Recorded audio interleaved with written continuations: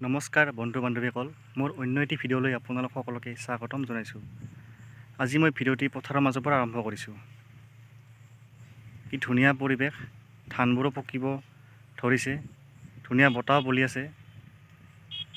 পথাৰৰ মাজৰ পৰা ভিডিঅ'টো আৰম্ভ কৰাৰ মোৰ উদ্দেশ্য এটাই হ'ল, পথাৰৰ ঠিক ওচৰতে মই নেমু টেঙাৰ খেতি অলপ কৰিছোঁ। আজি আপোনালোকক নেমু টেঙা খেতিৰ বিষয়ে কিছু আভাস দিবলৈ যত্ন কৰিম মোৰ ভিডিঅ'টোৰ জৰিয়তে। গতিকে ভিডিঅ'টি স্কিপ নকৰাকৈ শেষলৈকে আপোনালোকে চাব। আহক দেখুৱাওঁ মোৰ নেমু টেঙাৰ বাগানখন। ইয়াত প্ৰায় বিঘা মাটিত ৮০ডালমান নেমু গছপুলি ৰোৱা হৈছে।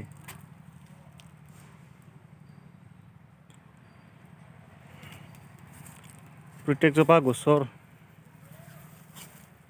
দূৰত্ব প্ৰায় 10 ফুটমানকৈ ৰখা হৈছে, যাতে পিছলৈ ডাঙৰ হ'লে গছবিলাকৰ তলত সোমাই ঔষধ দিব পাৰি আৰু ফলবোৰ ছিঙাত সুবিধা হয়।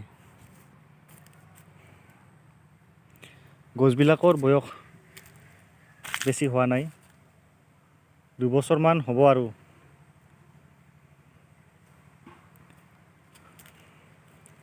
বৰ্তমান সময়ত নেমুৰ দাম যথেষ্ট বেছি। যোৱা বছৰৰ নেমু টেঙাৰ বহুত দাম হৈছিল।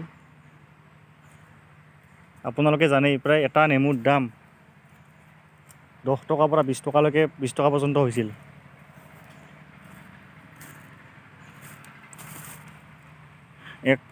এক পোন টেঙা মানে 80টা টেঙাত 1000-1200 টকালৈকে দাম হৈছিল যোৱা বছৰ।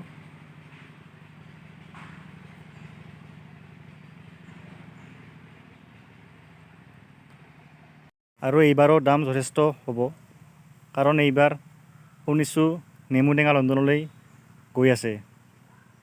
গতিকে আমি আশা কৰিছোঁ আৰু দাম যাতে আৰু বাঢ়ে অলপ। খেতিয়কসকলে উপকৃত হ'ব আৰু দাম বাঢ়িলে।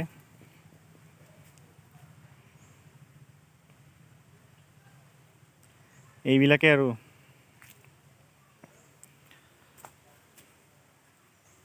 ইয়াৰ পিছত নেক্সট ভিডিঅ'ত মই ইয়াত কি সাৰ প্ৰয়োগ কৰিছোঁ,